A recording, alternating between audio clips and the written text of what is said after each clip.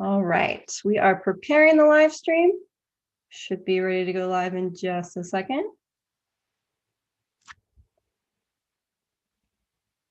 All right, and we are live on YouTube. Hello, welcome YouTube, live and future, to the Actualize November 2020 online live presentation. My name is Danny Zoggian, and I am the lead instructor. I'm a lead instructor at Actualize, and I am the instructor of the projects that you are about to see presented. We have 12 presenters today, 12 graduating students, and they'll all be presenting their projects to us. So one of the greatest things about my job and what I get to do is that I get to work with individuals who are super motivated, who have intrinsic motivation, who have decided to take on the gigantic task of joining a coding bootcamp, immersing themselves into the process and learning how to code in just 12 short weeks plus of live class plus 4 weeks of pre-work. And they're all here taking the leap, transitioning careers into something totally new. And the students have all built projects from the ground up using the web development fundamentals that they've learned in the past 4-ish months here. They've learned all of the knowledge of full stack development from back end to front end, and everything that you're going to see is projects that they built using that knowledge from the ground up. They've built everything themselves using frameworks that you're going to see. They've also learned developer mentality. They've learned how to teach themselves new things. A lot of the projects that you're going to see presented, in fact, most of the projects that you're going to see presented are including things that I didn't explicitly teach in class, that they taught themselves how to do or implemented some extra library or API or something cool like that. And that's kind of the idea here, is that these students have all taken on that mentality of, I don't know how to do this, but I'm going to figure it out. And that's the developer mentality of learning how to learn really well. So I am going to quickly introduce my panelists to you guys. I have a couple of panelists who are going to be here asking the students some questions about their projects. So the first panelist that I will introduce is Sarah. So Sarah, I'll have you do a little brief introduction of who you are. Say hello. Hey, I'm an Actualize graduate from last summer, the July ending. And now I am a software engineer at a company called Red Foundry, where I'm a web and mobile app developer. And I use JavaScript and React Native and React.js, which is not something we learned in the bootcamp. So very like true that you learn how to learn and you figure stuff out, and that's what I've done. Awesome. Thanks, Sarah. Yeah, she is a success story from Actualize. She's been working in the industry for a little while now. Yeah, working in a framework that was not taught at Actualize. And I'm going to go ahead and introduce my other panelist, who just so happens to be our awesome CEO and founder, Jay Wengrow. Hey, my name is Jay Wengrow. I'm the CEO of Actualize. I'm really excited to see everyone's capstone presentation. So congratulations to all of the grads. I just want to take this time to also thank all the amazing people who have been involved in teaching this cohort, starting with Danny, amazing lead instructor who has been teaching many an online cohort, and it's one of the architects of the online live format. Also want to thank the TAs, Janine, Carl, and James, and career advisors, Lisa and Alex. It takes a lot of dedication from all these really talented people to make this all work. So congratulations to all of you. Awesome. Thanks, Jay. And he totally stole my thunder. I was about to thank all of my lovely TAs and career advisors as well. Yes, you guys have been so amazing and so helpful in this process. So without further ado, we're going to go ahead and get started on our presentations. And our first presenter is going to be Erin. Erin, why don't you share your screen and show us the project you've built. Okay, can you hear me? Okay. So my name is Aaron. Thank you for coming today so you could watch our presentations. I'm going to present to you today about the website that I built called Trading Post. I had originally wanted to build an application that was focused on trading food, but it's actually really difficult to kind of skirt around laws related to food consumption and food production. So I got really interested in the kind of the nitty-gritty details of how individuals can go about trading food. And one of the ways they can do that is at farmers markets as registered vendors. So I got really curious about how I could facilitate that through a website. So I built this app. I have a lot of features to get through, so I'm going to go ahead and jump in. I'm gonna go ahead and sign in as a user.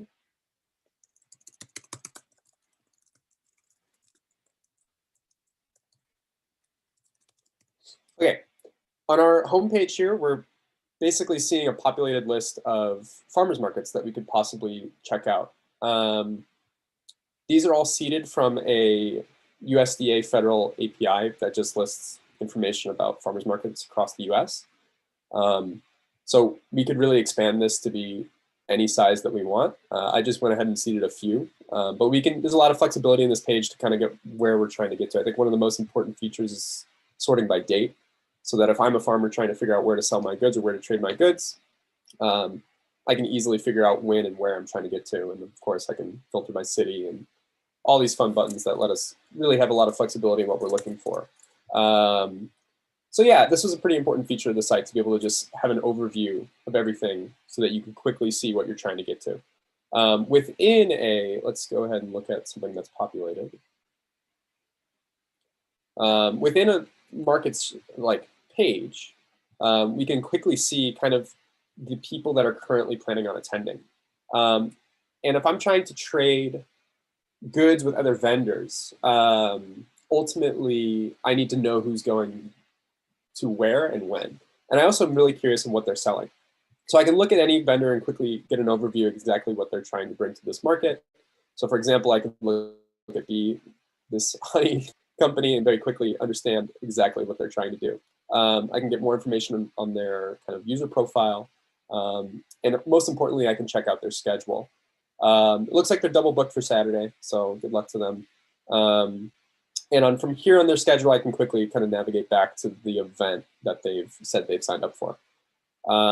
In these event pages, I'm actually able to see a lot of other things. I can see kind of the categories that certain vendors are bringing. So I can say, wow, there's a lot of cut flowers at this event compared to, say, preserved fruits. Maybe this would not be a good event for me to try and sell my cut flowers. Very competitive. And I also use Mapbox just to generate kind of a map that will show details about where this event is located, in case you couldn't handle doing that from the address. Just useful features. So I'm going to go ahead and check out my account. Right now we are logged in. We are Monsanto. We're just a small farmers market vendor. We're currently selling wild mackerel. I'm going to go ahead and add a product. So let's sell some orange juice. It is a yum. Let's get a picture in there. And we're going to have to choose a category. So this is a juice, I believe. We'll price it at $8 a liter, some premium orange juice. So now you can see we kind of have populated our products, our market stall almost. And from here, we're actually able to really easily just join an event. So let's go to something close to me. I live in Illinois, so let's check stuff out in here. Let's go to something that's popular. Give me this one. And I have this feature that will allow me to very easily just join an event. As we can see here, we are now part of the event. And obviously the kind of data will update based on what we're bringing. We can get a quick overview of what's happening here. Yeah, I think one of the challenges of making this application was that I'm not actually that familiar with farmers markets or selling goods or trading goods. So even though I spent a lot of time planning out certain features of the app, there would be a lot of things that would pop up later and go, oh yeah, that doesn't really make sense. I think a good example of that was, is how did I want to display these users? And so they're people, a user will have a name, but talking to someone who's more familiar, like, well, no, it's more so companies. So it doesn't really make sense to display someone's first name and last name on the front page like that. So not really a difficult fix, but it was constantly full of these kind of like having to go back and change my schema, change my database, and kind of figure out exactly how I wanted this to appear in the final product. One of the more fun things that I did was I got a chance to work with the Rails jobs to try and populate my markets. It wasn't something we got to go over in class, but I was really excited to be able to use it because it was a process that can ultimately take a long time depending on how many markets you're trying to see. So it was nice to be able to use a job to do it so that I could do it kind of in the server's downtime and keep the server kind of in a active status. And it also allowed me to, if I want to scale this upwards, it'll allow me to do so with like pretty high flexibility.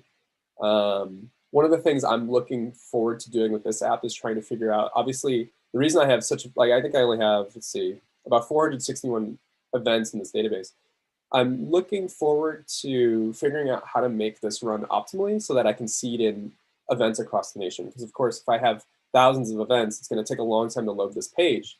And although I have kind of a goofy navigation bar set up, it's not really optimized for creating a fast website. So I'd like to do some more research about what kind of large websites are being able to do to get their database to apply quickly to their front end. Yeah, I think I think I'm good there. So thank you for listening to my project, my presentation. If you have any questions, I would be excited to answer them. This is so cool. I think my favorite part of it is that graph. What did you use in order to do your graph with the categories? Yeah, I used Chart.js, has a bunch of different features. I should probably go to one that has users so I can hit this. Yeah, it's a lovely graph, isn't it? Yeah, that's like a very cool feature. Yeah, it's a really nice library that has a bunch of different visualizations for a lot of different types of data sets. So I think this is called a donut chart, which I've never used before in my academic or professional career. So it's kind of a first in a lot of in a lot of ways. So if you're ever looking for a donut chart, that's what it looks like. Yeah, ultimately, it was nice to learn how to use a third-party library that, like, in the future could easily be included on a lot of different web services and web pages. Definitely. What was your favorite feature that you put into this? My favorite feature, I really actually enjoyed doing the pagination. I don't think I implemented a good solution. I think mine's actually incredibly broken, and I think if I get too far into the numbers, it's a little dubious and use at your own risk. But I actually really enjoyed trying to come up with a logic to make that work. It was the most fun to build. And I think, just even though you haven't asked, my least favorite was definitely doing the this schedule. I chose a bad library. I think another presenter here will show a much better calendar, and I immediately asked them, like, hey, what'd you use? Because I don't want to be using this one. So you live and learn, right? If I were to upgrade this app, I would definitely swap out to a different library for a scheduled calendar. Cool, this is awesome. If you ever push it out, let me know, because I would use this. Yeah, I think it has a lot of different use cases too. So for sure. Awesome, thanks, Aaron. Yeah, Aaron was able to implement a lot of cool third-party stuff that I did not teach him. He was very much like a just go kind of guy, and got a lot of really cool features in, including that chart, which the chart, which is cool on its own, is actually using like data of the products of the person who's attending the event to actually populate that, which is pretty cool. Awesome. Thanks, Aaron. And we're going to have our next presenter get started. Selden, you're up. Hi, how's it going? Let me just get my on the screen.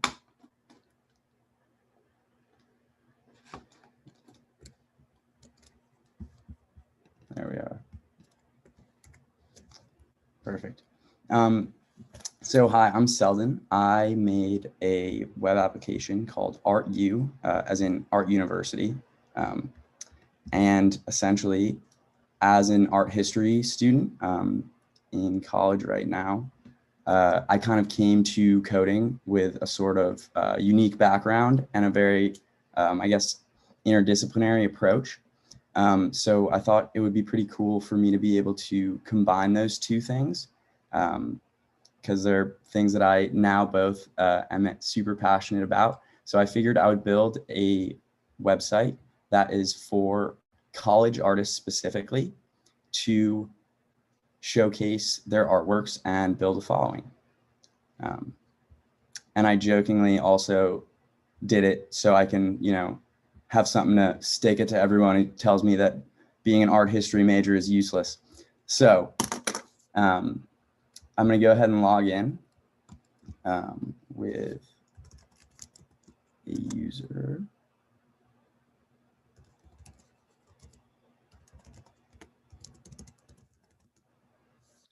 Cool. So we're all logged in. Yeah, so this is basically just the homepage. And because it's very college focused, there are plenty of places on the internet that, you know, people can showcase artworks, but this is specifically for college students, to kind of build a community around college informing your art as well. So down here we have all the different colleges that you can select from. Right now, I currently support 6, but you can still sort them. It's kind of fun. You know, there's not too many to move around, but here we will check one out. So the University of Southern California, where I actually attend in real life. So this is the USC homepage, and it has a little bit of information about it, and then it has all the different artists and a little bit of their information, and we can click on one of them and see all their artworks. Actually, use that to slide up to the top. So this is George Atkins. So goes to USC. Surrealist painting is his primary style of art. We have his class, major, minor, and some contact information for him. And then we have some different artworks. Let's check out this one, Dawn on Mars. Okay, cool. So it's from 2020. We have the medium, dimensions, how long ago we posted, how many people have upvoted this. So anyone can upvote or unupvote. Of course, George upvote, or I upvoted George's artwork because it's, I mean, look at it, right? But then if I want to unupvote it, I can do that and it'll dynamically change. And then what we can do is check out George's profile, see if he has some other stuff. Or I guess we already went to his profile. Why don't we go to the artworks page? So this is sort of similar to the colleges page, just a broad index that you can search through. So there's plenty of different search methods here. There's a lot more artwork, so it's a little bit more fun watching it be dynamic. We can also search by any attribute that one of these artworks has, including a college. So say, you know, let's say NYU. Ooh, whoops, let's go USC. There we go. So we have some of these fun ones here of Nicolas Cage, but these are all the artworks from USC. So that's pretty fun. And then another page that I have is the My Profile. So I'm currently signed in as Gina Ash, who is a UCLA student who does charcoal sketches. That's her favorite, at least. And we have these kind of cool, let's check out this one, right? So you can kind of just navigate around the site. We could check out the UCLA page, right? So we can see some information on them, look at some of the artists, and yeah, that's about it.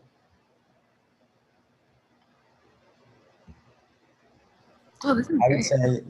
I would say that one of the more challenging aspects of doing this, especially since we started on Rails, that is my foundation of coding that we also built on top of. But I think really getting into Vue and having all that logic in one file actually makes it a bit more complicated than when it has the kind of separation that it does in Rails, where you know that like this action is in this file, it's all together, and it gets really messy really quick when you start having to do more complex logic than what we're doing for a class exercise, and it's very Vue specific.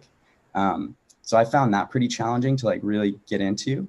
And in terms of, and API implementation, implementing Cloudinary to have my image uploads.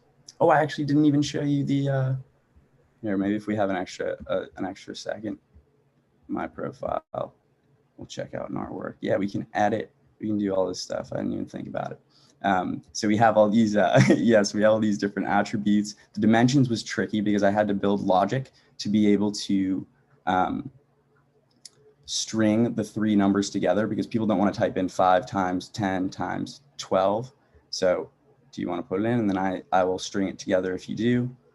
You can change the description. You can upload files. You can actually have multiple images. So we could delete this image. Now it's gone. And we can also edit. Where are we going? We can also edit our profile. Students have more categories available to them for things they can fill out than non-student users. And yeah, I guess if I were going to take it somewhere next, I would create more social engagement for non-artist users to have with artists, or artists to have with each other, like maybe direct messaging or a discussion board or commenting on posts. Do you have any questions? I would love to answer some. For sure. Yeah, this is a really pretty website. I really like the theme that you put in here. So you said you had some trouble with the front end and like things getting messy really fast. If you were to be able to go back and do that again, is there something different that you would do in the way that you're doing your front end? Absolutely. I think a lot of my struggle with the front end was out of inexperience. And I know if I were to go back and rewrite all of this code, or even build a sort of lateral application that used different logic, my process of planning would be a significantly larger portion of my time than it was in this instance. And that's not even because I rushed through it, but more so I just didn't even know how to plan for the things that were going to happen. I just didn't even know what was going to happen. So I found like the Trello and kind of mapping out how we're going to direct the project to be pretty useful. For sure. So you said you used, did you say Cloudinary for your image uploads? Mm-hmm. Cool. Did you use any other third-party libraries in this project? Well, I did use Axios to send third-party web requests with JavaScript. Cool. Yeah, this is really awesome. I don't think I have any other questions. Awesome. Yeah. Thanks, Selden. Yeah. And shout out to the weird little Nicolas Cage duck picture. That was for Carl and Jack. For Carl and Jack. Yes, Jack will be presenting his project a little later today. All right. And we're going to have our next presenter, Mara, take over. So Mara, go ahead and share your screen and present to us your project.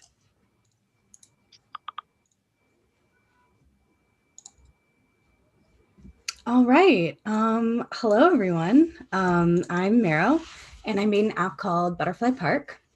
It's called Butterfly Park because butterflies are often a symbol for transgender people, because butterflies go through a metamorphosis, and transgender people are people who identify with a gender different than the one that they were assigned at birth. So they also kind of go through a sort of metamorphosis.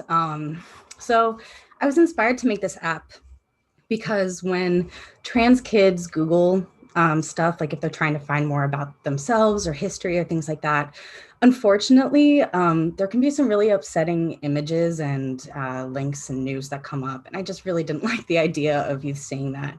So I wanted to create a safe space with preceded info and images so that they didn't have to run into that. I'm actually non-binary, and so images and art really helped me come to that conclusion. As you can see, the homepage is very scarce, and I did that on purpose for privacy, so that trans kids are not outed by their search history or by this page. So this is all that you see. So let's log in so we can actually see something. So we're going to log in as Carla today.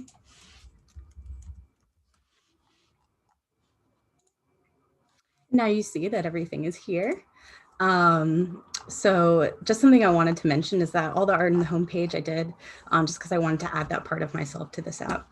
And the first thing you see is this little box where kids can see their name, pronouns, and gender being used if they're not being used at home or at school, and it changes when you refresh. So that was fun. So here are just some pages about the site and how to use it. Some history. And so all of these links I filtered through and made sure they're not upsetting and that they're targeted towards youth specifically. So happy endings only here with the LGBT media. some young transgender leaders, so they have people to look up to, and resources, again, that are reputable and for youth specifically. And let's get to the core of my app. So here we have images. So the point of this app primarily is just to be able to collect your visuals and put them onto boards that feel validating and empowering and interesting. So we can look through them here. You can also view them a little bit larger if you want to. They seem a little too small. So let's create a board. Let's call this one, I can type, and a description.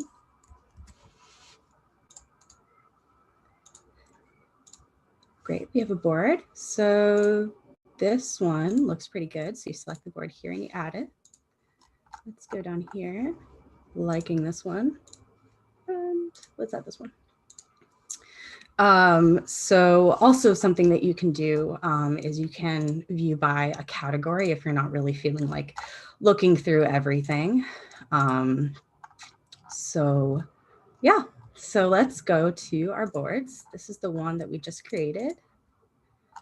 So we can go to an image, we can caption it. I'm not feeling this image anymore, so let's remove it. And maybe I'm not feeling this board anymore, so I'm also going to delete this board. Sorry, goodbye. This is what a board might look like if it's actually full of images. You can also go to your profile, see all your stuff there as well, just to feel validated. And you can edit your info. And I really wanted to make sure that pronouns and gender were just kind of like free for all, nothing to select, just so that you can just be honest. You can put, I'm not sure if you want, which is prompted here. And there we go. So that is my app. So let's log out. So some stuff that I was really proud of was that this took a lot of planning in the back end. I had to create so many join tables so I could use association methods. And that really made me think. So for example, categories was, I had to create join table between my images table and my categories table to make sure that that could work. And same with my images and my board. So you could put one on a board. Yeah, and overall, I just had a lot of fun, and this really means a lot to me. I was really happy for this, to make this app. But while I was fascinated by these associations and excited to do that, I had difficulty wrapping my head around it and really putting it into practice. But through using them over and over, I really think I understand them much better now. So that was really valuable. And I was able to figure out exactly specifics of what I needed help with. So I think I learned a lot that way too. I also saw that I was overthinking a lot. I was overthinking and doubting that I did everything I needed to on my back end. And it was really comforting just to see no, you can manipulate your existing code and it's all right. You have everything you need.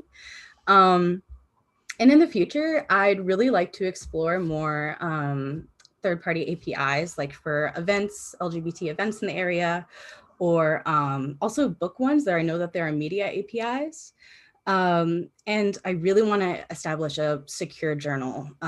So overall, I also just want to make this more secure. So yeah, that's my app, and I welcome any questions.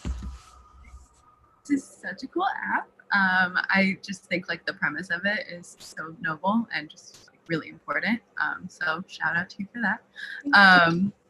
Was there anything, I know you said that you kind of had trouble getting the join tables and, overcomplicated things. Was there anything that came really easy and that you were kind of surprised that it just clicked? What was really funny is I think I got psyched out by the front end. So once I got to the front end, I was like, I don't know, I don't know how to use these join tables.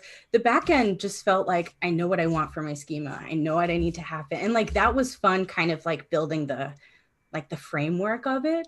And then definitely, yeah, once I got to Vue, I was like, wait, but do I need to create a whole new route? Do I need to create? And it was just like, I need to trust in my process and that it's actually fine. Yeah, but I actually, yeah, I did enjoy it after a while though. Like it did start to come like more easily, but the front end definitely like was a curveball. For sure.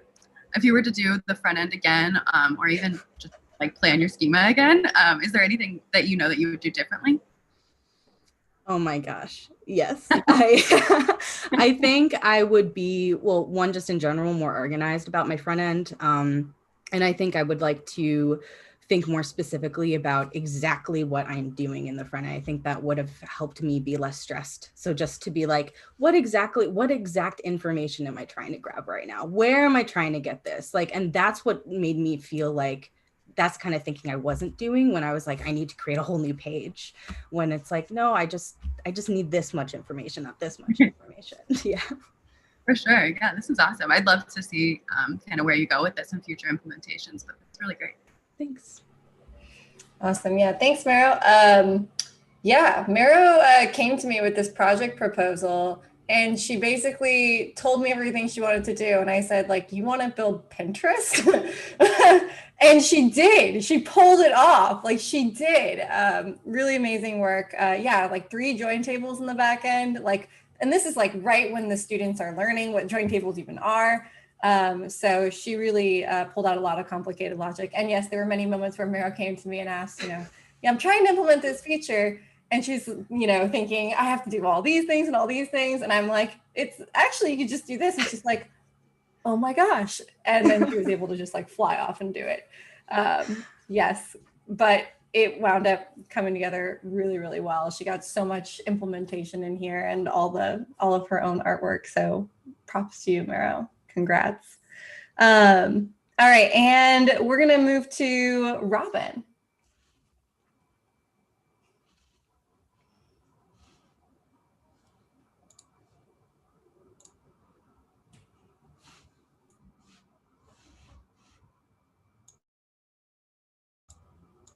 All right. So, hello, my name is Robin Soto, and I'm going to show you my travel-inspired app, which I've named Traverse. This is actually an idea that I've had for quite some time now. It's a part of a growing vision, so it's been really great to be able to build this as a functioning MVP on my own, which is something that I don't think I ever could have dreamed that I would do. So the background is that I'm an absolute travel addict, and the result of that is 2 main things. 1 is more wanderlust, and 2 is that it's really hard to keep track of my growing group of friends because they're just kind of all over the place. So a really important lesson that I've learned through my travels is that these friends, these people that I've met, are the best resource for advice and tips.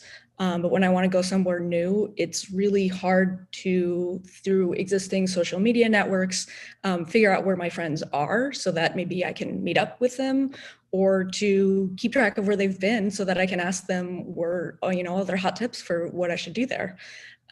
So to solve this, I came up with Traverse, which is basically kind of like an MVP to a travel social network. It allows you to connect to your friends and then populate a map that shows both where they are and where they have been. Signing up is a pretty simple process, so I'm just going to go ahead and log us in. I will be one of my alter egos, Robinho. Let's see. Go. So it brings you to a pretty simple profile here. I just have my languages, I have my email. That's definitely me in a hoodie. And I've listed my cities here, and you can see that there's different icons here that tell my association with the city. So if I visited, if I've lived there, if I'm living there now. And that's the basic information that I want people to know. And this city data is really important. This is going to bring me to the exciting part of my app. But before we get to the super exciting part, I kind of want to take a little detour over to the more social part. because this revolves all around your connections and what they do and where they've gone. So here we can go to the universe, which is basically everybody who's in the app, and I can search through, and I can look at my friends' profiles. I can see what they're up to, or not even friends. I can just look at different people and see, if they're friends, great, I connect. If not, maybe I can connect too. Either way, once I do make those connections, then they will come over here to my connections list. And this is where I come again to see profiles. I can confirm pending friendship requests, and just go through here and see who's on my app and maybe check out any sort of individual information about them. So here's one example, again, very similar to my profile. And so with these connections now, I'm going to jump to the more exciting part, because then we take all of this information and use it to populate this map. And so this is a visual representation of all of your connections and where they've been, and maybe even where they are now. And so I can click on each of these and I can see the different people who are associated with these cities. And if I want, I can, let's see, zoom in, get a little bit more information.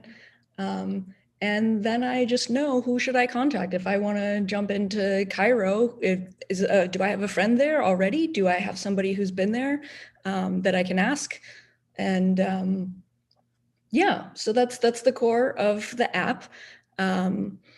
One other thing that I did want to show is something that was a little bit more complex when it came to doing this with all of the city data, is not so much about the profile itself, but what it took to actually update and to build this profile. And so here I've implemented not only a multi-select feature where you can go through and choose all of the cities. So let's say if I choose a new one here, I'm gonna throw Mexico City on there. Then I also choose my association based on my experience with that city. So now I've added Mexico City, I can jump in and say I visited and I update my profile. And so that goes to my map, and now everybody who's in my network can see that I visited Mexico City, and they know to ask me for advice. So that was really complicated to not only iterate through all of that city data, but then also these additional pieces of association information about how you relate to that city, and then to further take that and throw it on a map and allow people to explore everyone together in one place. But it's been definitely a challenging endeavor. I knew that going in. Danny knew that going in, but let me do it anyways. But I think the most challenging thing was through the journey, learning of the constraints that were there, learning of how I would have to take what I knew and how that would translate to the actual user experience, or what I could do, how I could manipulate this information, based on time and resource constraints. Like I couldn't just jump down any infinite rabbit hole and do all of the things that I really wanted to do. But like most projects, project management was a big part of it, and just being able to compromise and sacrifice and say, well, I can still do this and still get the idea, really helped me overcome the challenges that I came across. Overall, I think if in the future for this app, I could talk all day about things that I would like to do to this, just because I've been thinking about it so long, and now it's it's a real thing.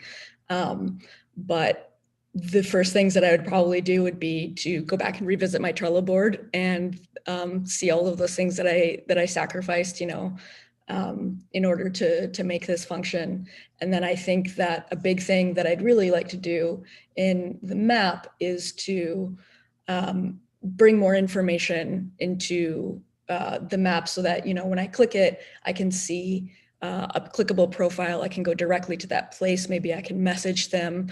And I also would love to be able to scatter the markers a little bit, because right now they're all kind of stacked on top of each other based on the lat and long of the city. And you know, I could zoom in really close, let's say here to New York, and for right now I see one person, but there could be other ones back behind there. And another thing that I didn't quite get to that I would have loved to get to was to make each marker a different color to represent the association with that city. So if it's red, it means that you've lived there. If it's blue, you're living there now, something like that, so that immediately you have an idea of what your network's experience is before you even have to, you know, click down and go to their profile and whatnot. But yeah, that's about it. So thank you very much for listening. That's great. There's a lot of really complicated features in this. This is really impressive. I was kind of like blown away by the multi-select, that drop-down checkbox that you did. Can you talk a little bit about how you chose that as kind of the way that you were going to show that data on the front end, or how you landed on the multi-select and like the way that looks and works? Sure. So that was actually a really convenient, I wouldn't say so much coincidence, because I know that Danny's got lots of strategery happening back there, but she had just done a mini lesson recently on multi-select. And because we had practiced it, I thought, well, maybe I can implement this. And then I realized as I was doing it that, oh, maybe multi-select it's definitely not going to be enough. So how do I take adding the cities and then adding more on top of that? And that was a point where I went a little bit rogue, and I started to actually implement both of them, and was really just like, I guess, stoked at how far I got, where I actually made progress, and I had multi-select and I had the radio buttons, and I was like, oh, I almost have this. And, you know, of course, Danny gave me lots of guidance to continue to finish it, because that logic got really hard. But it was just a matter of saying, like, I think I can do this. I feel like I see how the things connect together. Let's go, and, you know, let's see how it works. And luckily, like, I got far enough where I realized that it was a very viable solution to this association conundrum that I had. Definitely, it looks really great. Obviously, you're really passionate about the whole project, but what would you say is your kind of like favorite or like most proud of part of it? That multi-select radio button part. For sure. The progress that I think that I was able to make, just like listening to Danny's lessons and then going back in the videos and, you know, kind of poking through projects, was I got to a certain point, it was like, oh, it's rendering. But I really need more help. Yeah, this is great. I mean, your passion on it definitely shows in the work. This is a really cool project. Thank you. Congratulations. Yeah, awesome. Thanks, Robin. Yeah, the multi-select was quite complicated. Robin came to me and she had, like, the structure was 100% there. She had her loop like working perfectly. And she was like, I'm not sure how to get this to do this. And I like stared at it and I was like, I don't know either.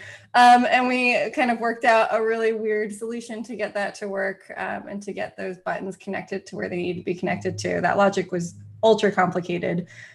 So props to her for getting all of that to work. And yeah, getting the theme implementation to work really nicely, because this theme was really gigantic. Tackled it. Cool. All right. So we're going to have our next presenter, Sun, take over. Sun, go ahead and share your project. Thank you, Danny. Hello, everyone. My name is Sun Shin, and my project is called Stake Chicago. Just one second. So Stake Chicago is essentially a volunteer platform for the city of Chicago. I was inspired to build this app just from having values of in community and just service. And with this project, I wish to encourage individuals to put more care and ownership in the communities. And that leads me to the name Stake, which unfortunately does not refer to a piece of meat or the thing you go around poking vampires with, but it refers to just old Western pioneers that would, put stake in the land just to, as a declaration of ownership. And I kind of see people volunteering in the communities as a similar act of ownership as well. So with that said, I'm gonna walk you through my app. This, of course, is my home page. At first, you see lovely images of our Chicago.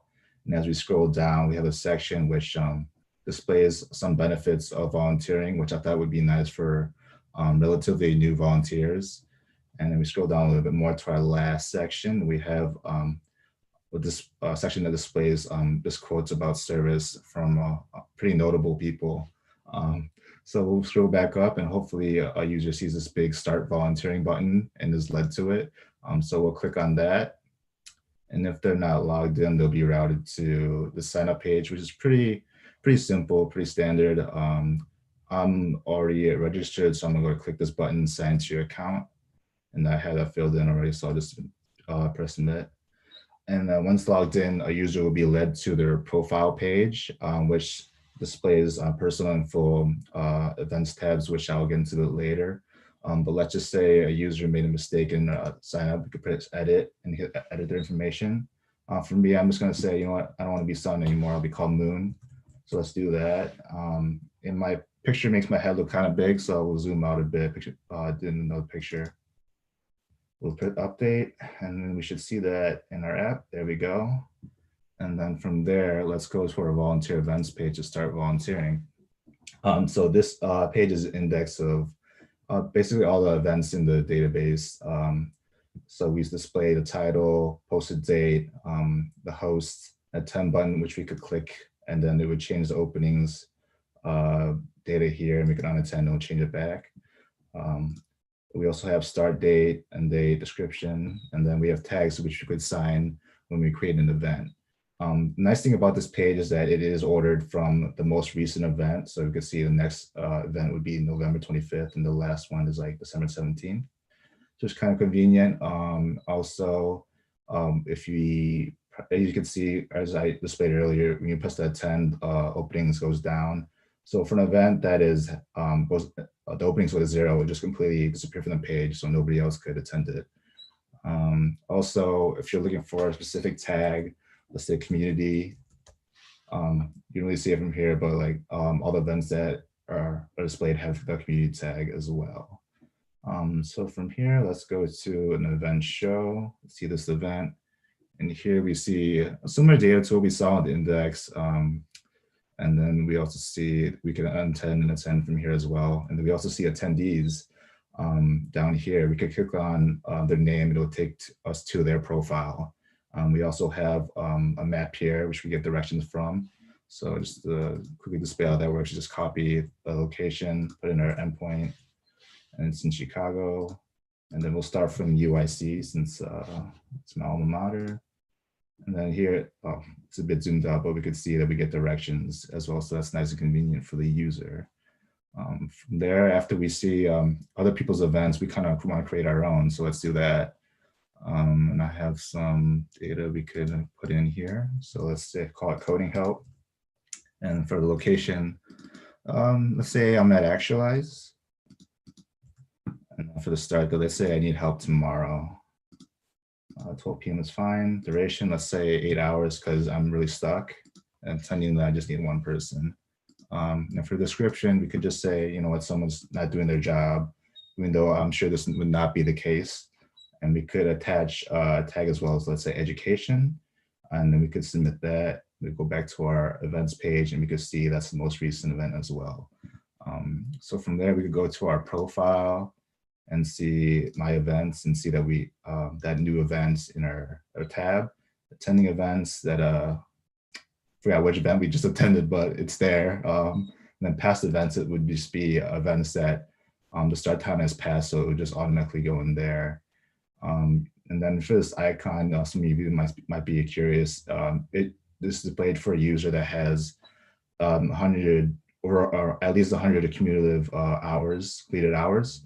And for me, that was done in this one event, which I volunteered 4 straight days for nonstop. So that's how we got that. And that concludes my app. And thank you for listening in.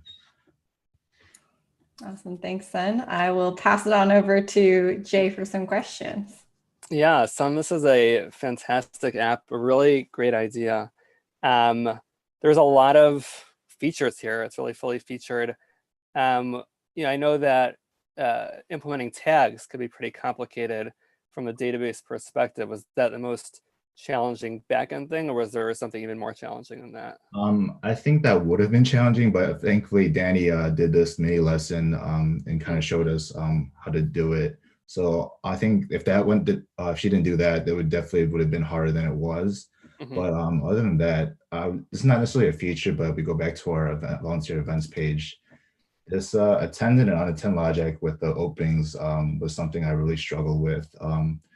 I spent like the weekend trying to figure it out, and it just gave me, honestly, it was a part of the app that gave me the most stress, but luckily Danny was there on Monday to save the day and help me walk me through it. So that's probably the most difficult.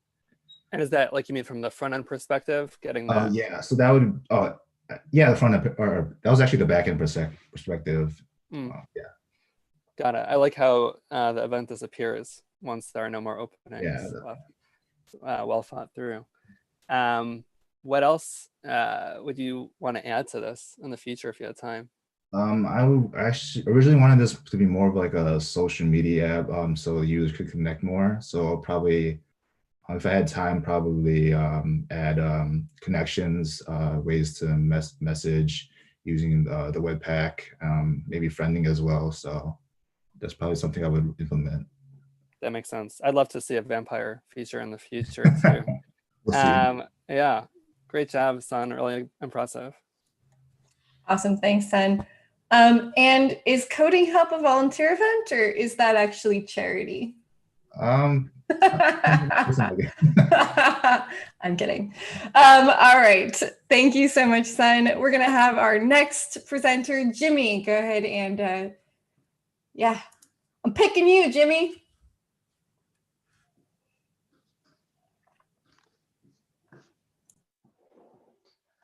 All right, I am now picked, so here we go.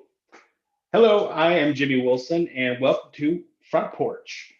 So I got the idea for Front Porch because I started playing bluegrass music, and one thing I learned is it's not much of a solo genre.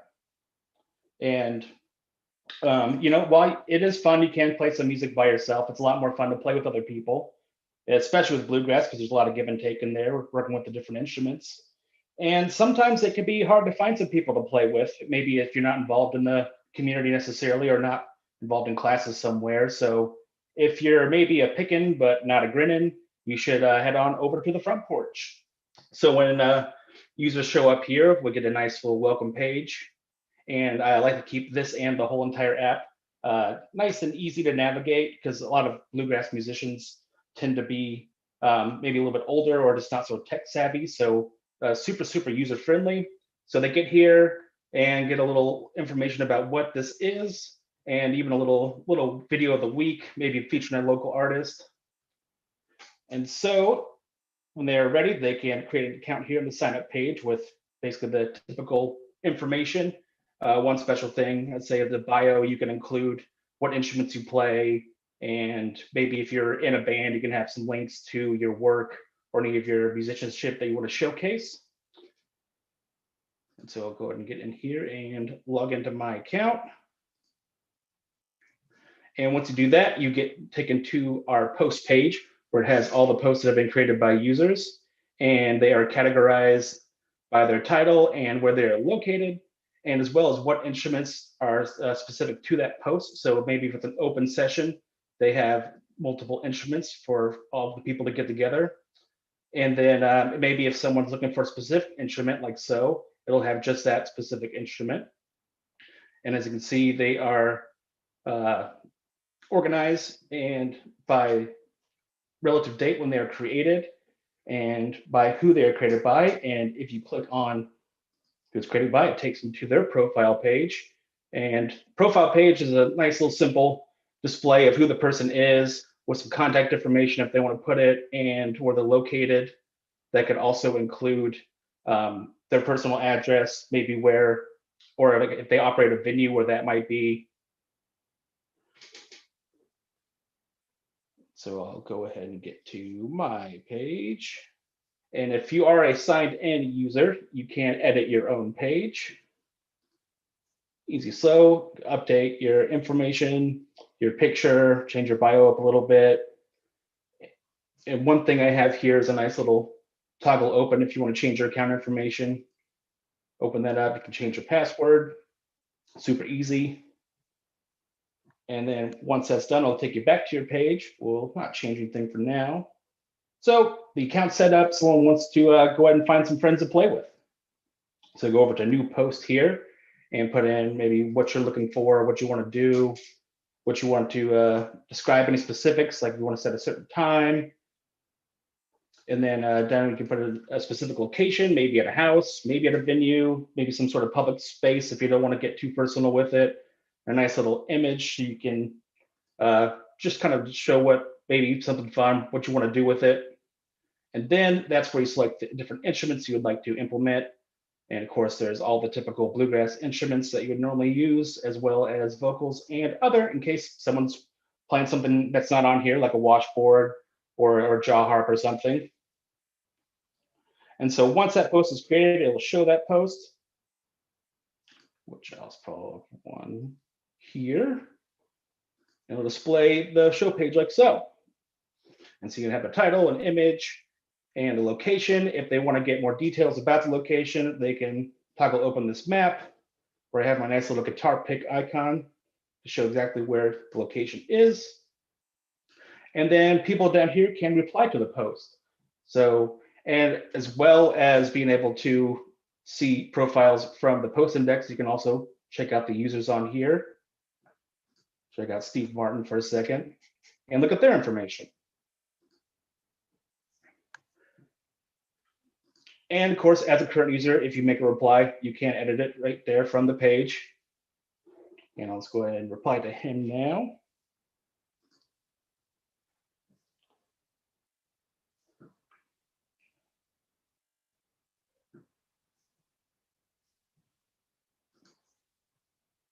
All right, and then once that's implemented, you go back to the index page. And it's really just a nice way to get people connected in case, maybe someone has a gig and someone drops out and they're looking for a bass player, kind of like this post here, and want to just find someone real quick. Or maybe if someone just feeling a little lonely and wants to play some music with someone, they can make it happen.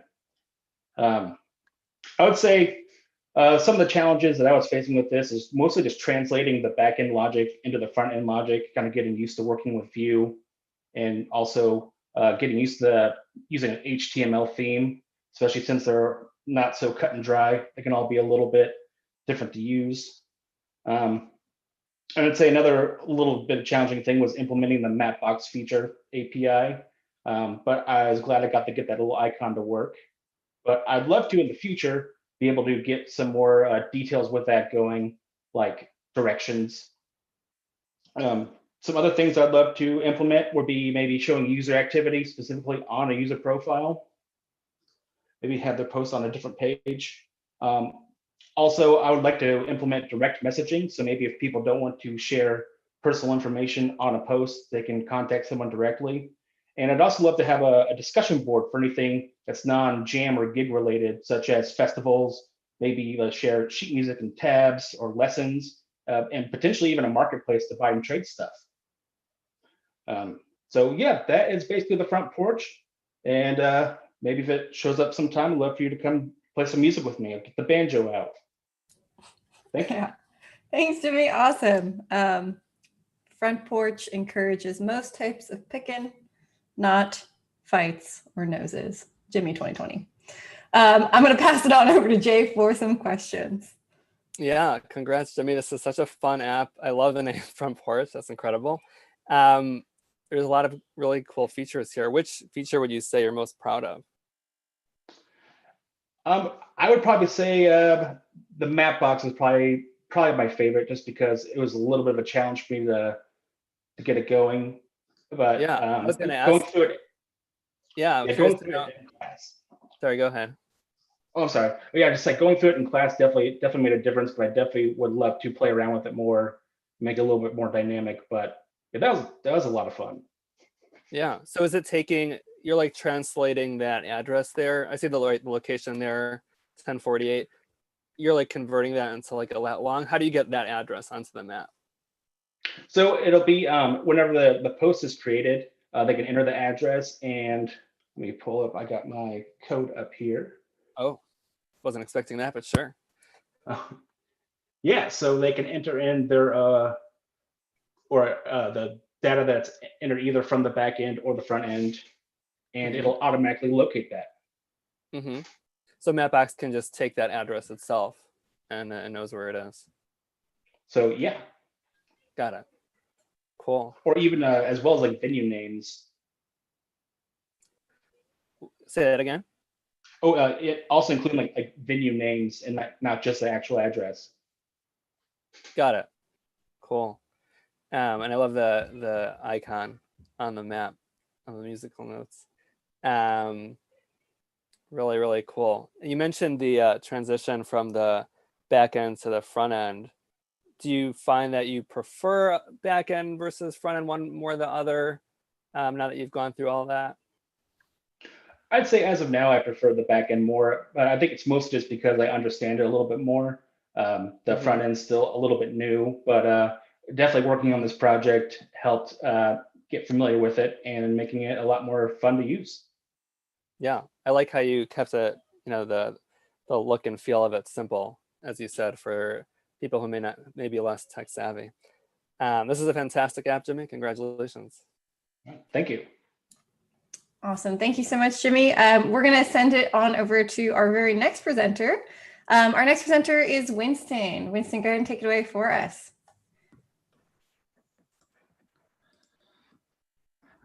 All right. Howdy, everyone. I'm Winston James Barbie. I'm going to show you around my app, Midheaven. In astrology, Midheaven, the idea of Midheaven, sort of your life path, what you value and what you seek. So that's where the name comes from. Midheaven is a dating app that matches users with other users based on their astrological compatibility. I didn't really have an idea right off the bat when it came to what I wanted to build for my capstone, but after talking to some people in my life and my partner, this was her idea. And once she suggested it, I was really excited about it. I was surprised there weren't other dating apps based around this, or at least successful ones. Initially, I wanted to build an algorithm that created the natal charts based on the user's birthday and time of birth, but I was not yet able to do that. So now it just takes 3 aspects of your birth chart, and if you don't know that, you can click here. There's also a link in the user's edit page, which we'll see later. I'm going to go ahead and log in as Hunter, and we can see what his profile is like. Oh no.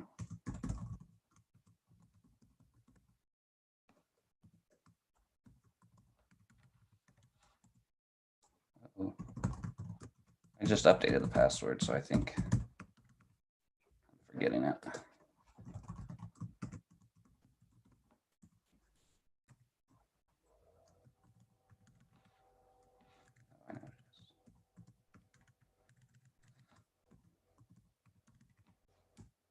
There we go.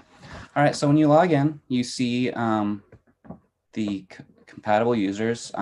It's sorted by who is most compatible.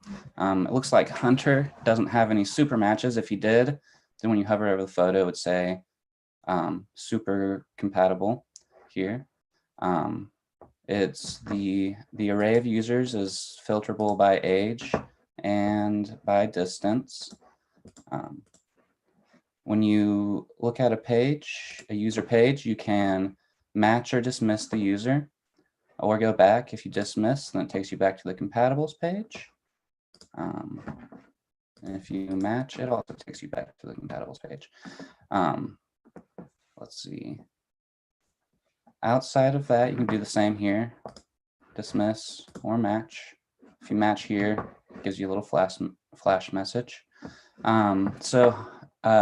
once you do that, you can look through your matches. You can see your received matches and your mutual matches. If you've messaged someone who you're a mutual match with, it shows up here.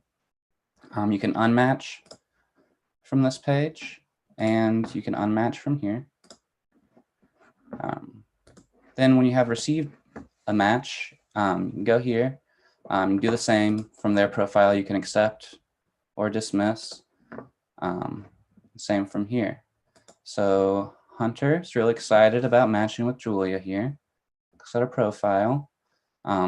If he accepts the match, then messages section shows up, and I was able to implement, looks like this needs a refresh, instantaneous messaging, so that he can now say hello using the action cable, and it shows up there immediately. Let's see. On your user page, you have a little more information than on a other user's page. So you just see their signs and how far they are from you, their age for sorting. You can edit your page. This is where the link is if you need to find your birth chart. When you add a photo, it should just pop right up. You can do the same to delete it. Yeah, so the sorting algorithm was probably the hardest part of building it. Let's see, I've got it pulled up here. So when you sort to get your compatible field, you get a pool of users based on your identity and preferences. It's then each user is put into this ranking generator, and it tells you whether or not they're compatible. If they are, then it goes through this conditional statement. This is just for demonstration purposes. If the user doesn't want to be seen by a certain group of users, then they're not added to the field. Going forward, I would like to refine the algorithm to show so that I do build the natal chart and sort from there. Can also, if I do that, hopefully make it so that it sort of describes why you're compatible with each user, the things that you might value and that they share. Outside of that, just a special thanks to Mero. She helped me sort of navigate pronouns. Looks like this array is pretty traditional pronouns, but in another array there would be more modern pronouns. And yeah, I think that about covers it. Thanks for listening. Awesome. Thank you, Winston. Yeah, and just as a little shout out to Winston, he built a very, very complicated algorithm pretty much completely on his own to get matches to not only like sort and figure out who's compatible and figure out that logic, but then to build that list of those people to display. So there's a lot of complicated backend stuff that's happening here that he delved into himself. I'll send it on over to Jay for a couple of questions. Yeah, Winston, congrats. This is a super interesting app and really put together really nicely. I hope it's okay if I dig into that matching algorithm a little bit. I don't need to see the code per se, but I'm curious to hear like a description. So it seems to me, and I don't know too much about this, so I apologize up front. It seems like I saw the sun, moon, and ascending signs.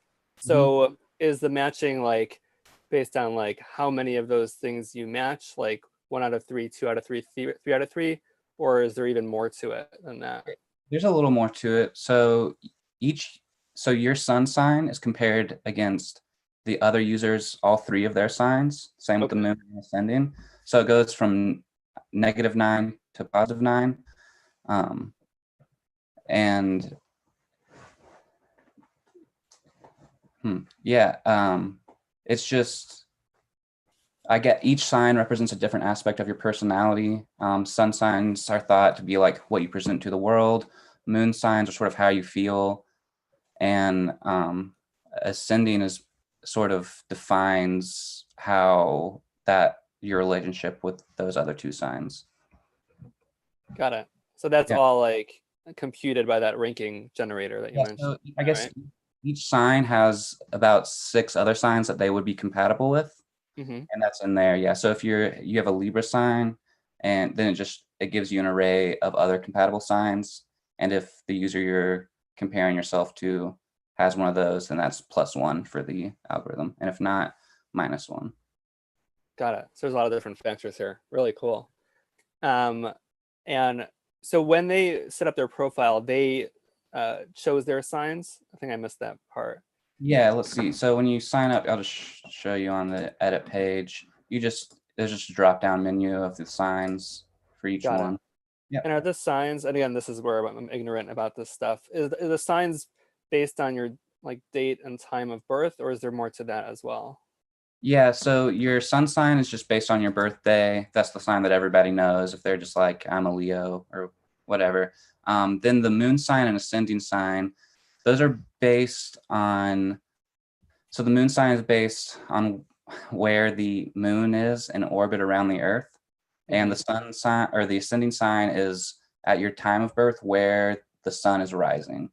Are these things that, like in a future version of your app, those can be calculated for you if the user enters certain information? Yeah, I would love to do that, but I just wasn't able to. There's a lot there, sure.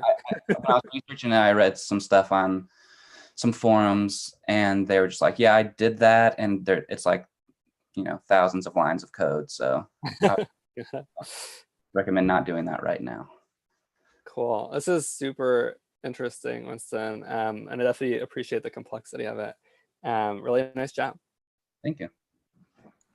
Awesome. Thank you so much, Winston. And yeah, when Winston was trying to explain this to me, equally ignorant about how these things work, I just remember both of us sitting there going, huh.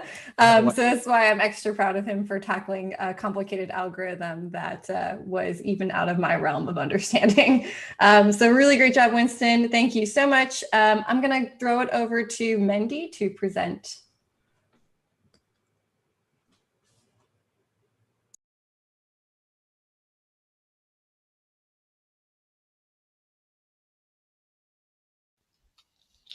Hello.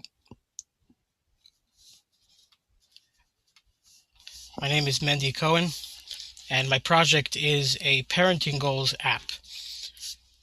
It was inspired by a book which is called How to Talk So Kids Will Listen, and Listen So Kids Will Talk.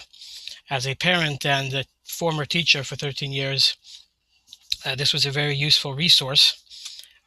And the basic idea is that you read a book like this, or any book that's meant to train new habits. It could be very nice and fascinating to read the ideas, but to implement them with a system such as this app, I think would be very useful and very motivational. So on the login page, there are some resources. You can visit a site that has more information about the whole concept of the book and many other resources, and a link to buy the book. So I'm just going to log in and show how the system works. The book has 6 chapters, well, more than 6 chapters, but basically 6 categories of ideas of how parents can communicate better with their children. The book is also written for teachers to communicate with students. So when you log in, you're on your profile page. It shows you some of the goals, which we'll get back to. And the idea is that you create a goal. So I'll go to the new goal page, and there are 6 categories, which are the chapter names of the book. So I'm going to create a goal, choose a category. It's going to be encouraging autonomy. And I'm going to name the goal Teach Independence. And then there's a section to describe the goal, which is based on the concept of a SMART goal. And in the box here, you answer 4 of the 5 questions. And the 5th question, which is the timetable, you choose a date, a set of dates from when you're going to start working on the goal and when you will, up until when you will work on the goal.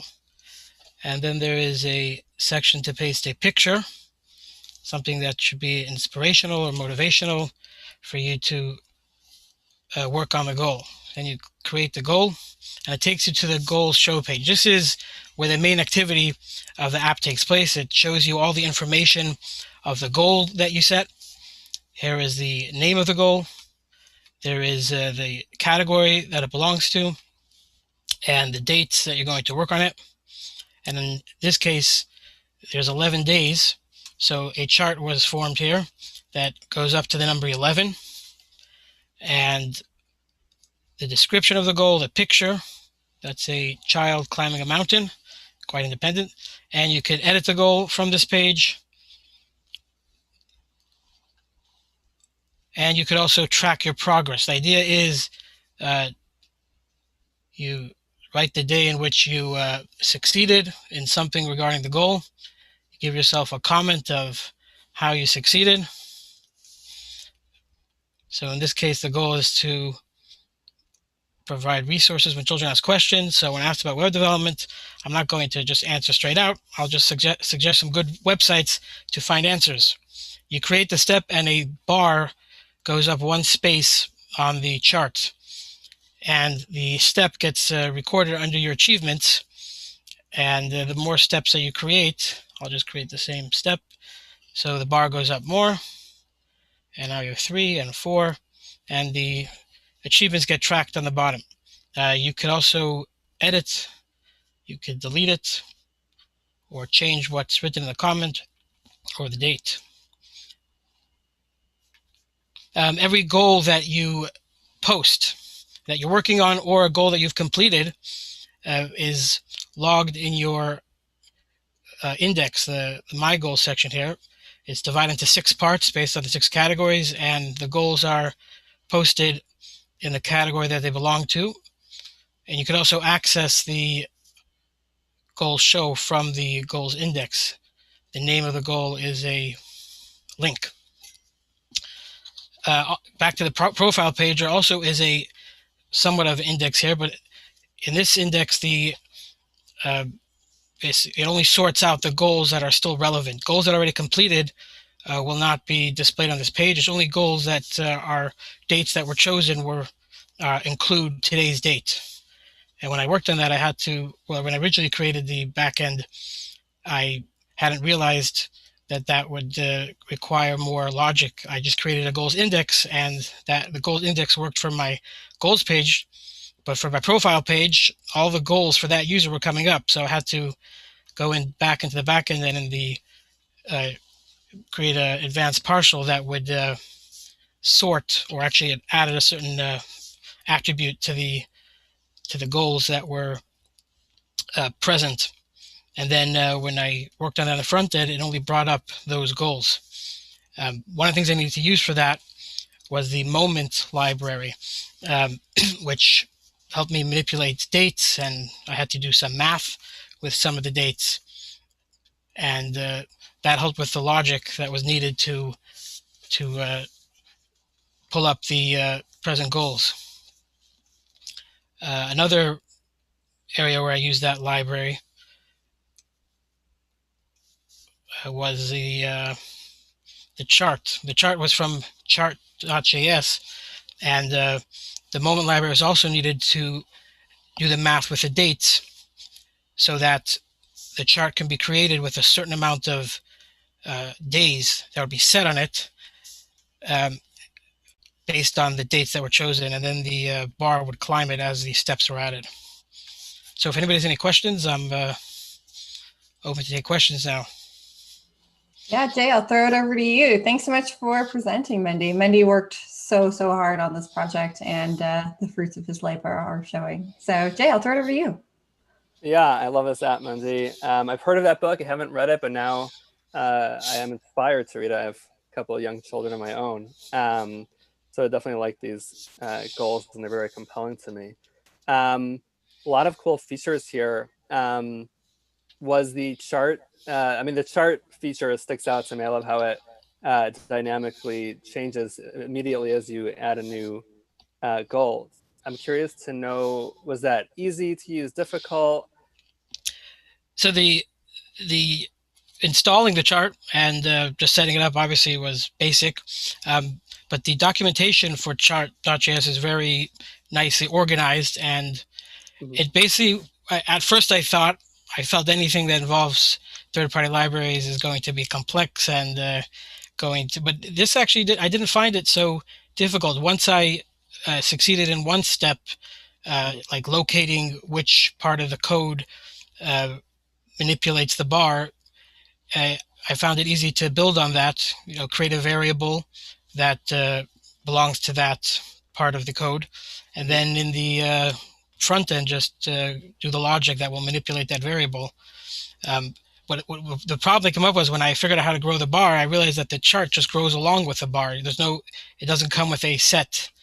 So then again, I just built on that. I found, where the size of the chart is set and used the math with the dates that are set to build the size of the chart. So it really was like one step at a time. Yeah. Awesome. Well, that's how development is exactly. Increments. Exactly. Really cool. I like your story about working backwards with the time issue when the goals were appearing up, even though they were outside of the date range. Was dealing, because I know wrangling with time and dates can be pretty tricky, and I know you used the Moment library to help you out with that. Would you say that was the most challenging aspect of your app, or was it a different feature that was more challenging? Well, the most challenging was the general installation of the theme, choosing and installing the theme. But in a specific area, that dates was pretty complex. Finding out how to subtract dates and then having to manipulate the dates so that they are workable together. Yeah, that's always pretty tricky. I love this app. I hope you reach out to the author of the book to show them what you've done here. Really nice job, Mandy. Congratulations. Thank you. And thank you, everybody, for listening. Awesome. Thank you so much, Mandy, for presenting. And actually, before we have our next presenter present their project, I'm going to quickly introduce our third panelist who has joined the room. Byron, if you want to give a little brief introduction of who you are and what you do for us. Hey everyone, my name is Byron and I am a full stack engineer at Class Dojo. Class Dojo is a kind of messaging communication platform for families, teachers, parents, and students in mostly primary schools. And we also kind of work a little bit at home as well with parenting. So this last project was really interesting to me. Awesome. Yeah. So Byron's going to be paneling for our last four students. Thank you so much, Byron. And I'm going to throw over to our next presenter. Mike, you're up.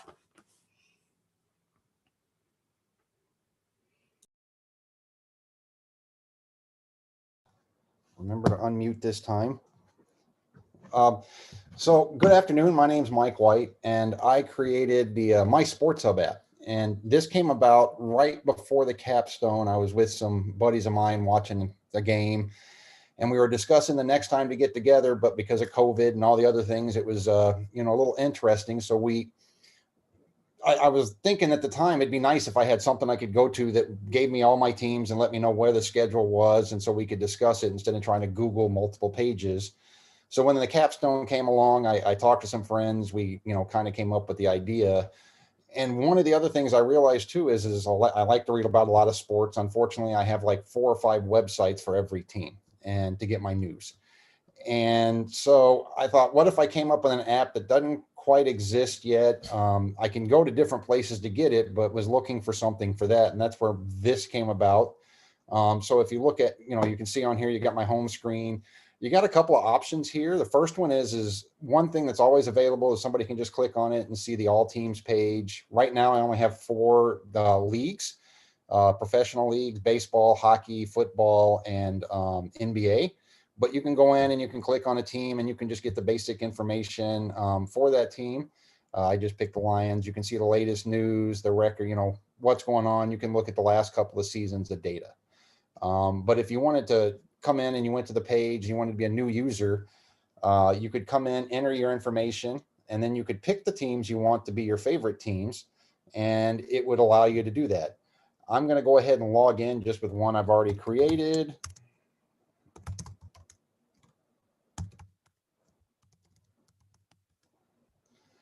Brings it up. And so here you can see the different teams. And normally at this time of year, you'd actually be able to see the schedule for every team. Unfortunately, the basketball and hockey teams aren't playing yet. They don't start till later. The schedules haven't been released. So there's nothing there. But right now I can at least see football. And, you know, I can click on it and I can show the schedule for what's going on from this point forward for the Atlanta Falcons and this team, for example. And it tells me the date the game is, the time, whether it's a home game or an away game, and who they're playing. And whether they're, you know, and then what's the broadcast channel that's playing the game if you want to see that. And so you can do that for each team. You can, you know, scroll down and just go, okay, I want to go see this team. And my goal is to expand it to more sports as we go along. But then I can go to the same team. So now I have my favorite team. So instead of having to scroll through all of them, I can just click on it. Now I get all the information, latest news for the Atlanta Falcons. You can see that they have different ones. And then if I click on it, the news article, it'll just take me to a new page and allow me to read the article. And then I can always come back and, you know, go look at another one real quick. But it means I'm not flipping back and typing in new websites. All the information's popping up for me right here in one convenient location. And then, you know, say I come in and I want to change teams and say, oh, the Atlanta Falcons, they suck. I don't want to do them this weekend. I can update it and go, I don't want them on my favorite list anymore. I can remove them. And let's just say I don't want to do Buffalo. I want to do Dallas and Denver. And I can come through and submit it. And now it tells me my new teams are there. And if I go to the home screen, I can see, you know, the new team. Well, they're at the bottom now, but I can see the new teams and when they're playing and how they're doing it. So the whole thing is I can change it, I can create it, but it means my whole front screen is customizable to do that.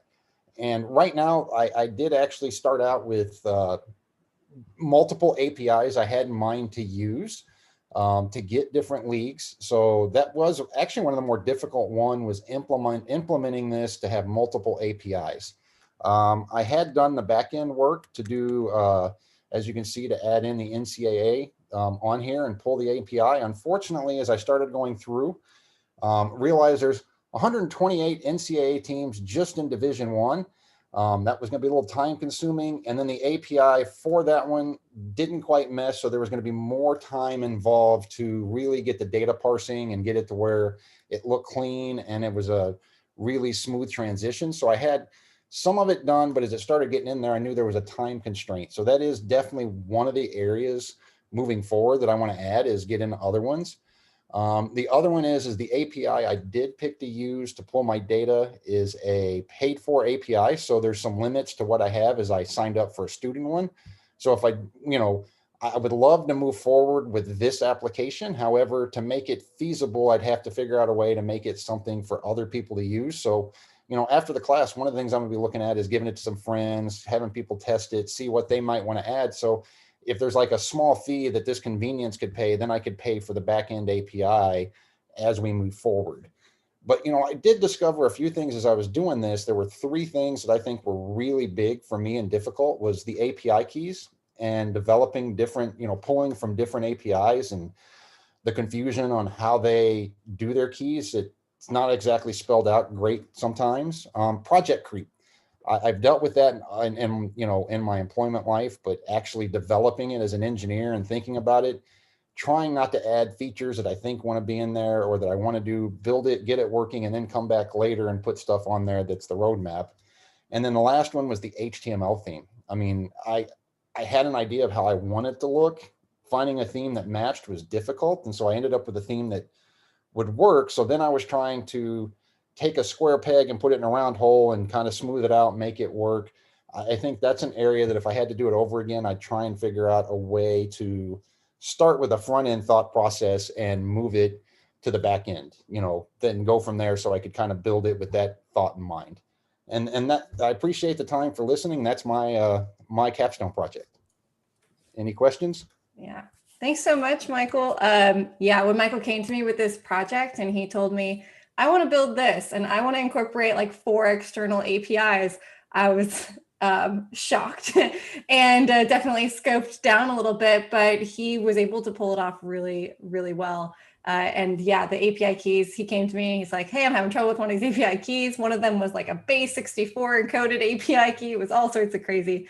So the fact that he was able to hash out so much of that logic in such a small amount of time is really impressive for your first project. So well done to Michael. I'm going to throw it over to Byron to ask a couple questions.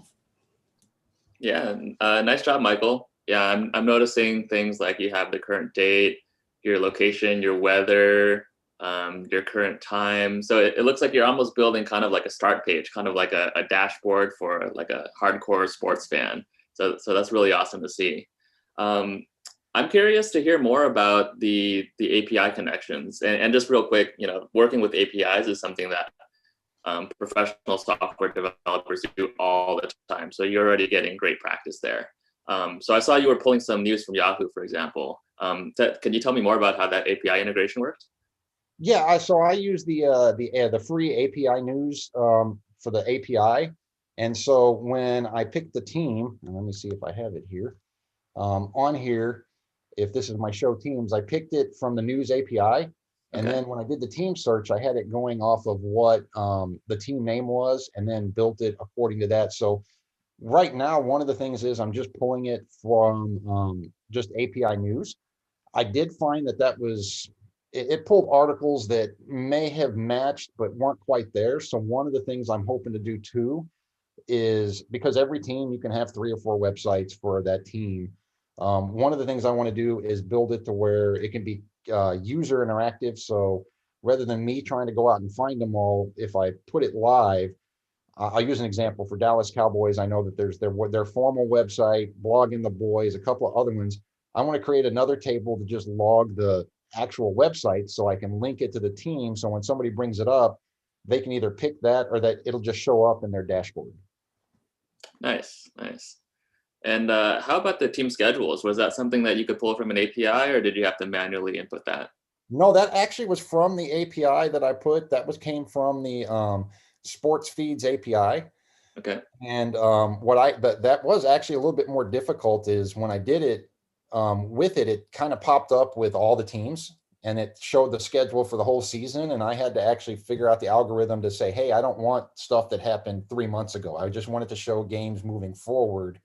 And then one of the things I did run out of time on is I wanted to have a search to where you just list the teams for the games for the next week for the teams you have there, or maybe over the next 30 days, because this list is going to be pretty big for hockey or baseball or even basketball, because they don't have 16 games like NFL. They've got 100 games, or give or take, depending on the league you're looking at. Right, right. Cool. Was there something about this project that ended up being easier than you thought? Yeah, actually, once I got started on the APIs, parsing the data turned out to be more time consuming and tedious than it was difficult to figuring out the hashes and how you did it. I thought that was going to be a lot more difficult, but it just turned out to be a little simpler or a little more tedious than it was difficult. Mm-hmm. Cool. Well, great job. Yeah, I love that. You know, this is something that you and your friends can use together. Yeah, thanks. Awesome. Thank you so much, Michael. And I'm going to pass over to our next presenter, Blake. So Blake, go ahead and share your screen and let's see your project. Hello, everyone. My name is Blake Gandy, and I would like to introduce you to the most magnificent web application that you have ever laid your eyes upon. Have you ever thought to yourself, man, I really need a haircut. My hair looks terrible right now, but your crippling social anxiety keeps you from calling a salon to make an appointment. Then I have the solution for you. Welcome to Cosmo Schedule. So I pretty much created this because I have a lot of friends and family that work in hairstyling and cosmetology. And I noticed that there wasn't like a centralized place. There are a lot of salons that would have their own specific apps or websites dedicated for scheduling, but there's no centralized place for, say, people who aren't associated with a salon, or just, multiple salons in one location, so you can kind of look and see. So first thing I'm going to do is go to the sign up page and show you kind of how, because the biggest thing about this website I'm proud of is the fact that it uses multiple differentiations of the user model. because I only have one user model, but I've managed to make it differentiate between stylists and clients because obviously they have different interactions. We're not going to create an account. We have preceded data for that. I'm going to log in as myself real quick. Obviously, I look a little different in my profile picture here. I'm wearing a hat. So from the client's perspective, there's really not a whole lot you can do for your profile because, again, you are a client. You are just here to view stylists, create appointments, look at their products, that sort of thing. But you can edit your profile. Past Blake thought it would be funny to change my last name. So we're going to go ahead and fix that, change that back. And then kind of get to the bread and butter of the website. One of the big things is the stylist page where you can go and look through all the stylists that are available right now. You can search them by name. So I'm going to go here and decide I actually want a haircut from Jennifer. So what I'm going to do is schedule an appointment for, let's say, 27th. Do it around 3:30 and say, I need a haircut. If I can type, my hair looks whack.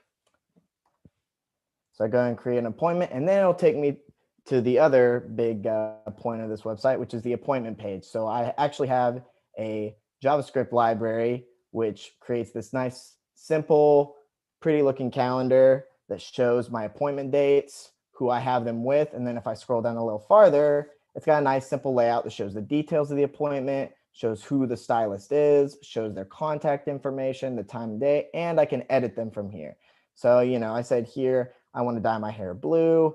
I've decided I want to dye my hair purple again. Update that. I'll take you back to the page. But then you're thinking, but Blake, what happens if you log in as a stylist? I'm glad you asked, random person. I'm now going to show you that. So if I log in as a stylist, I can see, once again, typing is very difficult. One thing from here is that I can edit the products that I have on my page as a stylist, or I can create a new product. But then the big thing that kind of was like the whole revolving point of this project for me is that now it shows my client information. And the thing that I'm really proud about with this is there was a lot of conditional logic that I had to input because I had to write custom associations in order to make this whole thing work. So if I actually pull up my code real quick, you can see, because depending on who you're logged in as, if you're a client or a stylist, different data objects are received. So, if you're a stylist, obviously you're not receiving stylist information, you're receiving client information. So you need to be able to see client information. Vice versa, if you are a client, you want to be able to see a stylist information. But as far as that goes, that about does it for the core functionality of the website. One of my big things was I wanted to keep it simple and easy to navigate for users. I didn't want a lot of complicated things for users to have to try and go through. I just wanted it to look very clean, very simple for the main purpose, which is just, I want to be able to sit from home and schedule an appointment with whatever stylist of my choosing. As far as things that I would like to implement for the future, I would love to add kind of a verification system so that salons could add, say, their entire lineup of stylists and then have it so stylists, if they sign up on their own, they have to verify that they're actually with a certain salon.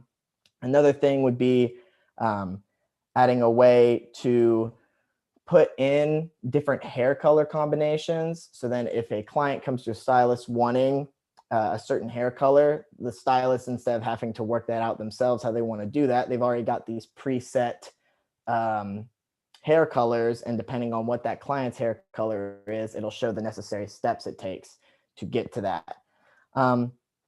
As far as challenges, one of the big things for me was probably organization kind of, I like to just work on random things. I'll get an idea and be like, okay, yeah, let's work on that right now. But then kind of staying organized and staying on task with like, no, this is more important thing. So you need to finish this out first and then you can move on to the other thing. But as far as that goes, I think that's about it. And thank you for listening to me today. Awesome. Thanks so much, Blake.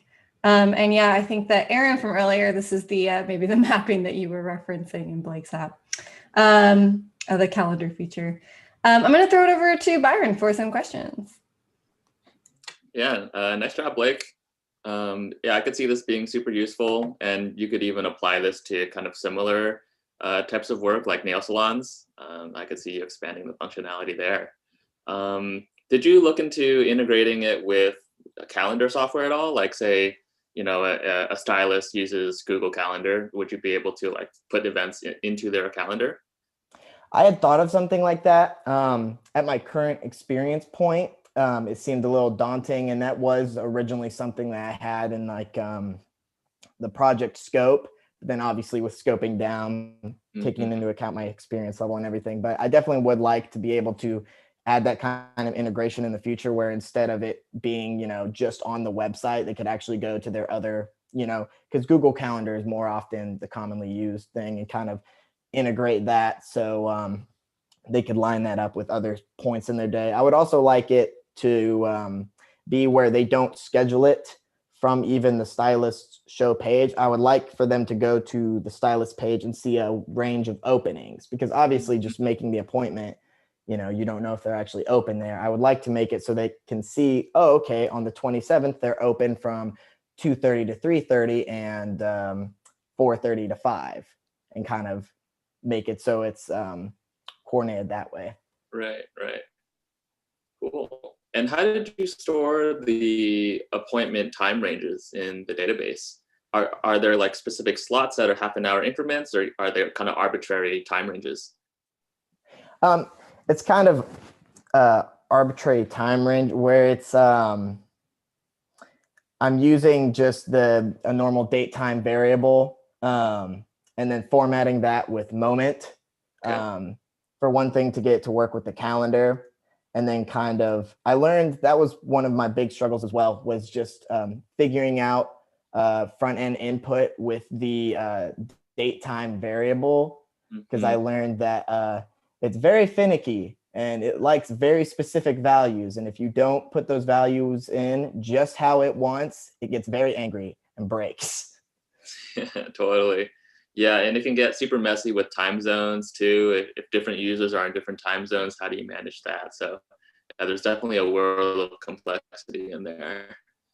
How about the calendar? That looked pretty spiffy. Was it hard to integrate with that JavaScript library?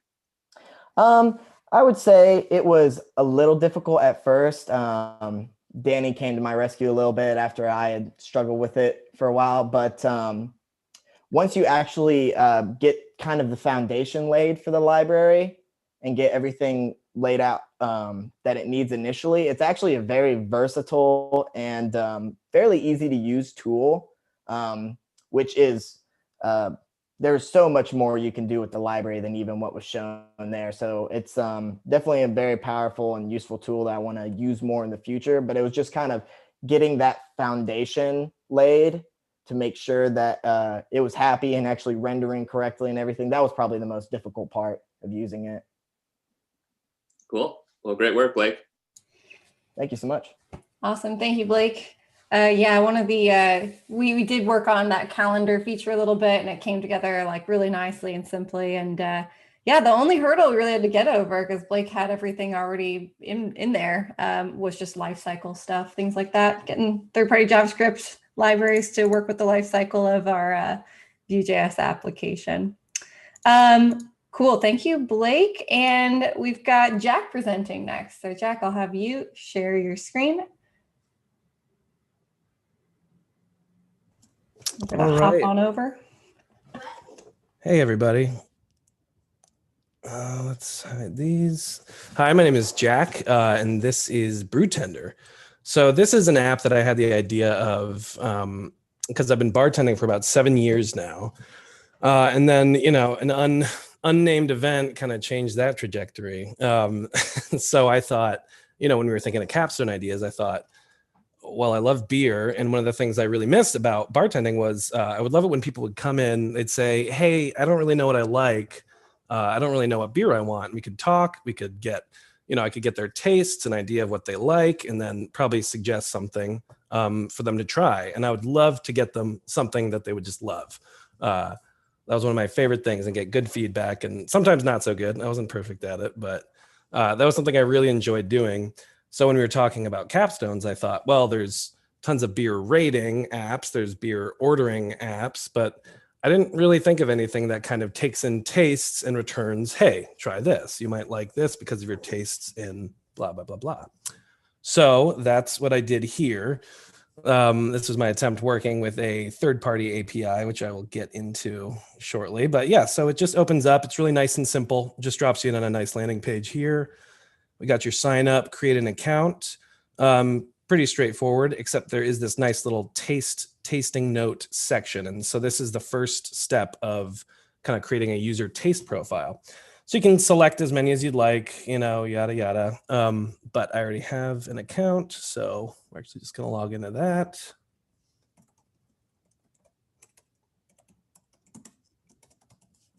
Excellent. So I wanted to keep it, again, pretty simple, easy to use, user experience, just really, clean and straightforward.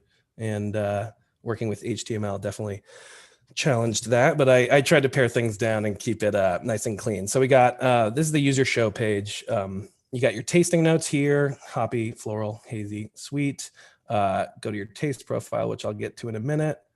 You can edit your details, and something that's nice is you can edit your tasting notes at all times in the details. So super simple, pops up, say, I'm not into sweet right now. Update it, boom, there it is. And then another thing that I added was the beer upvote idea. So as you go through beers and you kind of upvote it, say, hey, I like this beer, your profile is going to keep track of them. And you just got a nice, really simple version with not a ton of info, but just keeping it clean and simple again. And I'll get to that beer show page later, but we're going to dig into the taste profile. So this is the taste profile page. This is kind of the main sort of core concept of the app. So you say, hey, I really like hoppy beers, and that's going to pop up all of your beers that have tasting note of hoppy associated with them. And it's going to give you 5 beers. And the fun thing is, I actually decided this was I wasn't sure if I wanted to do this, but if you refresh, it just keeps giving you 5 different ones from the database. It's a pretty large database, as you'll see. But only a certain chunk of it has tasting notes associated with it. So as development happens, it becomes more robust. All the selections will increase. So you got that for hoppy. We have the floral. Again, there's some crossover here. Hazy. So let's go into, let's see, one of my favorite beers. Let's go into that beer show page. It's going to be the details of the page. You get a nice, image with it. You get the name of the beer, the brewery, you got the style, the ABV, the score. So this is actually taking in all users' upvotes or downvotes. We have our tasting notes that have been associated with it. This is some text. This is just generic. I'd love to get a description in here. And that's something that I think there is a lot of room to grow here. I think I have made an app with some good bones, but there are tons of things that working with a third-party API, as you get down the road and into front-end development, you're like, man, it'd be great to get this in there. And then you realize you'd have to go back and reseed your whole backend, put in the logic. So it really taught me something about project planning from the first step. Being able to see exactly what you wanted would have made things a little easier, a little cleaner, but hey, that's why we live and we learn, right? So downvote, drops the score. It's nice and dynamic, simple, but I love heady topper, so I'm not going to download that. Okay, let's see. So we go to our all beers here, and this is the third-party API that I used, one called Brewerydb. And I'm not going to scroll down too far, but there are a lot of beers here. So this was something I used to seed my database, and then there's about 600 or so that have images, style, ABV, brewery, and I put all of that in using this third-party API. But to get the tasting note association, that I had to do by hand. So I didn't do all 600 beers by hand, but I did get a nice good chunk. And so that's where the user associations and tasting note profiles come from. But let's say you want to search by brewery, you can type in Lagunitas. And as you can see, there's, boom, you got all your Lagunitases right here, images, some info. Yeah, there's just, Dovetail, another great, there's Chicago Brewery. So you can do a nice little search and sort. You can sort by style to get your alt beers, your ambers. Yeah, so this was all seeded from the third-party API, which was sort of the best and worst part about this app for me. It was, a beast to go through just, thousands of lines of JSON code and kind of, I wrote this model method to kind of check whether they had an image. And then if they didn't have an image, check this. And it was the seeded drop, just kind of slightly complicated, but mostly just tracking the nested data and trying to draw all of the info you can out of it into the app for the user to interact with. And then from there, associating the tasting notes was, again, great, but tricky. So you've got the 3 notes there and say, hey, coffee and sweet, a little darker, and it just updates and you got all the tasting notes you want, coffee, sweet. So that was really fun. It was a great app to work on, but definitely learned a lot about the ins and outs of third-party API. That's for sure. Yeah, so I think that's pretty much it. Awesome, thanks, Jack. Jack pulled a bunch of data from a third-party API and basically seeded that data into his own database, and then he built a bunch of connections to tasting notes and the beers, because there was no API and we scoured the internet to find it. We could not find an API that had beer tasting notes. Beers and tasting notes already linked together. So he took all the beers and he manually inputted tons of tasting notes on his own, which I trusted him and his tasting notes to do. But it was an endeavor and it turned out pretty cool and really fun. So I'll throw it over to Byron for some questions. Yeah, great job, Jack. I love the idea, love the execution. And it definitely sounds like some gnarly work to pull in all of that JSON data and input those tasting notes yourself. I'm curious to know where you would take this, because there's just so much potential here. There's so much data that you can play with around the beers. What are you most excited to build next? Probably let's just be honest here. The next thing would be pagination, because this 600, as much fun as it is to scroll through, that would be an easy, quick fix. But also for features is actually like Winston had with his matching levels of matching. I would love to take that into the tasting note. Hey, like say you have these 3 tasting notes and this beer has those 3 tasting notes. I would love to have a tiered system of, hey, this is the beer. You really want to try these beers. These other beers, give a try. They have 1 or 2, but a tiered kind of taste profile would be a great place to take this. Also location and geocoding. That was something I kind of, when I was starting, really wanted to add in, but time just, it gets the best of you. So I had location in the user profile, but never got to take it that next step. So. Mm-hmm. Okay. And what was the most challenging part of this project for you?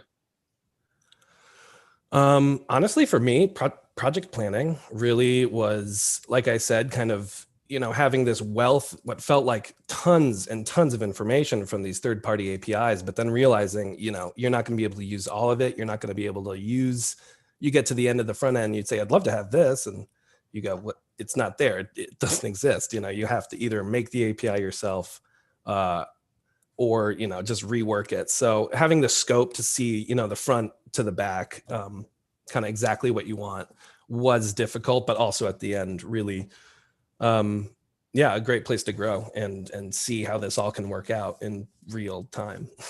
Nice. Yeah, that seems to be a pattern, just that challenge of juggling all the things you want to do or need to do and how to prioritize them and get them done.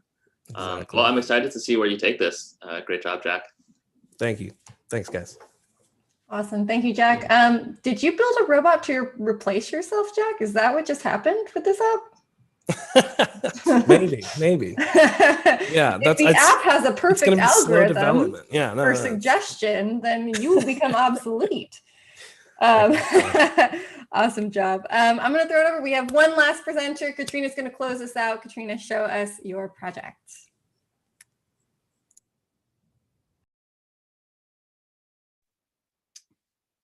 All right, so I decided to, I'm Katrina, sorry, hi everybody.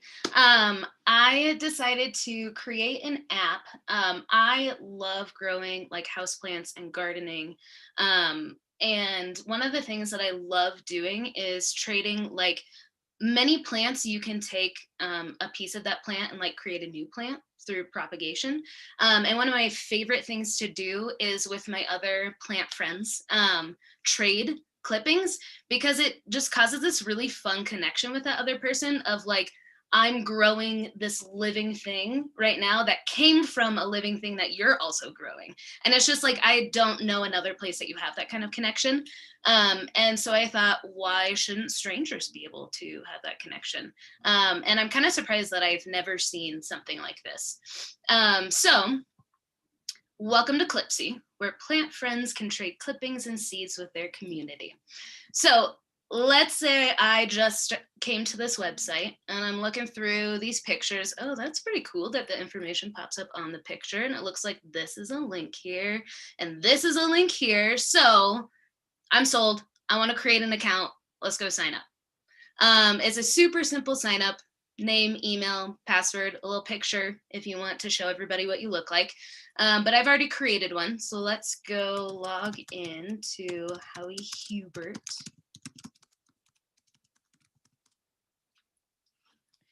And so we come back to this main page and we can see all these pictures of plants that people want to trade for. But let's say I have an idea of something I want to trade. So I'll go and create a clipping here. And I want to trade my golden pothos for a neon pothos. And it's already rooted. It's been rooting for a while, so it's ready to go. I am in Colorado Springs. And so this is my multi-select tags. This was actually pretty interesting to figure out because Danny did a little mini lesson on it and it was like, here it is on the page. But then it was like, okay, so then what do I do with all that information? How do I make the association between my post and these multiple tags? And so that was kind of fun to like figure out some logic to pull just the IDs out because that's all I needed from the array. So this is a plant that needs some indirect light and it's a super common plant. So let's put that there. We got some cloudinary helping us with images here. And I'm gonna put my plant on that image and let's post it. And there it is, ready for somebody to check it out. So if I go to this clipping, since I'm logged in as the person who created it, I have this edit clipping button where I can go through and change anything that I need to. We're not going to edit that right now though. And then I can come down here and I can place an offer on this clipping that I want to trade. So let's say I have a neon pothos. And again, we can put a picture with it. I actually don't know if I have a picture of that. We're going to throw on a picture of a fern. Why not? And then this should pop up in a moment. Very good. So then down here, you would have a big index of a bunch of offers. So I'm going to say I changed my mind. I don't actually want to put an offer there. I'm going to delete it. And I also changed my mind. I don't really want to offer this clipping. Let's delete it. So if I go to this one right here, this is another one that Howie Hubert created. So if we scroll down, there's a bunch of offers down here. And Howie Hubert has an option to accept an offer. So let's say I want to trade for a succulent that I'm gonna grow. So I'm gonna accept this offer. All of the other buttons disappear. Now I have a contact email for Chris Huggs, who is the one who created this offer. It also says accepted up here to let everybody know that this was the one that was accepted. It lets you know up here that an offer has already been accepted.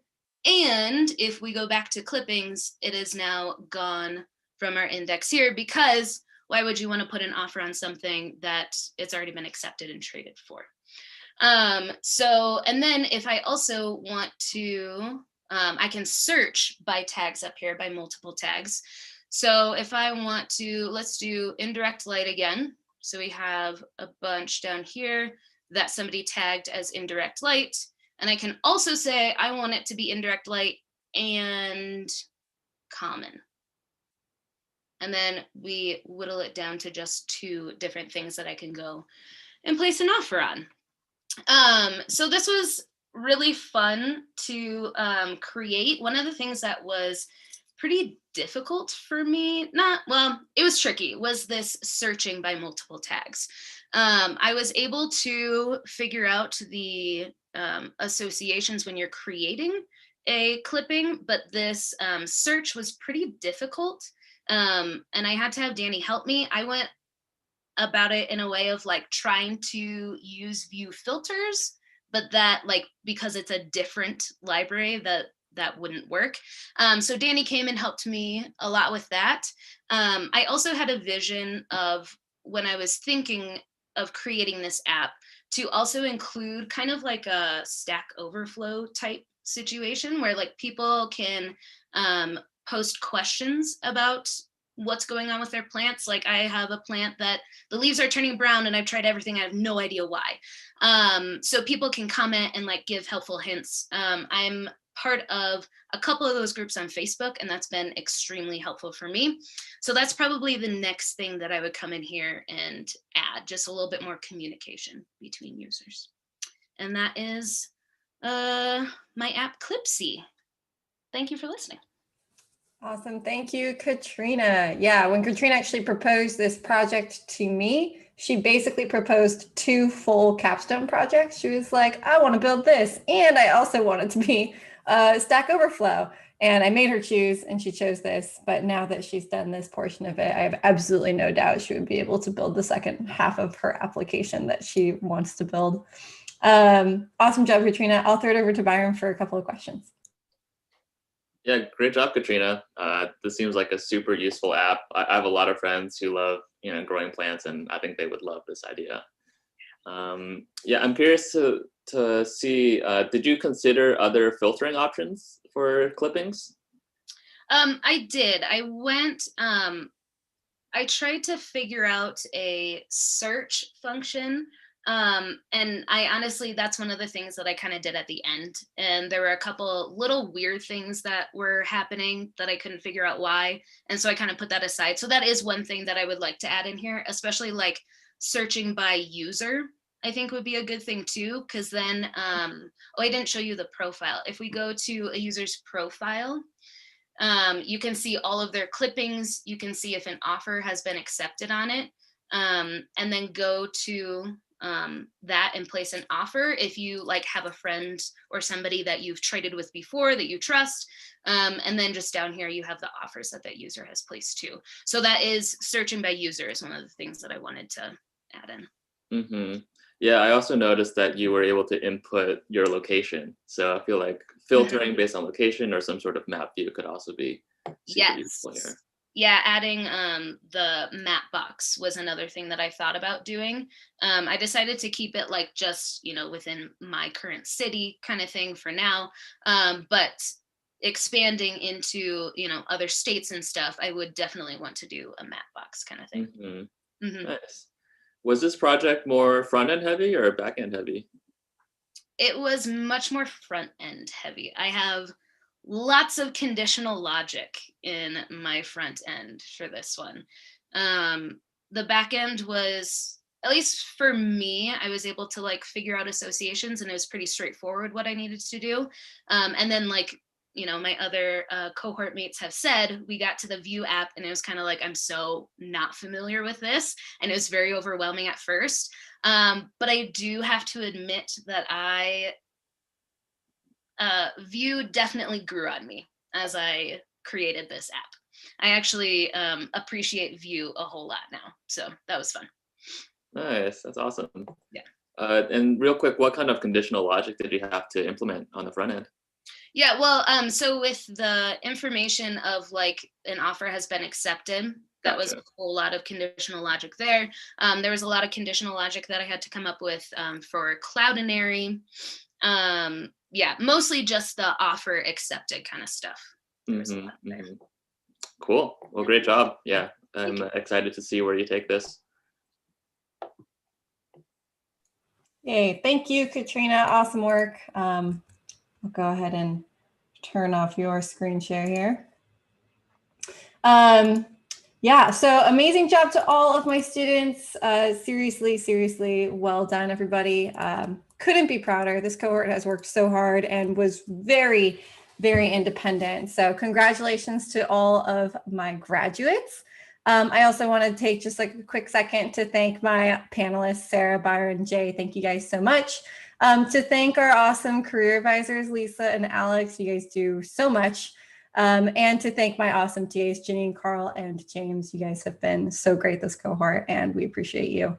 So want to give a shout out to everybody. Thank you guys so much for tuning in. For all of you who are currently watching on YouTube, we're going to go ahead and close it out here. For anyone watching on YouTube in the future, hello from the past. And I will see you guys next time.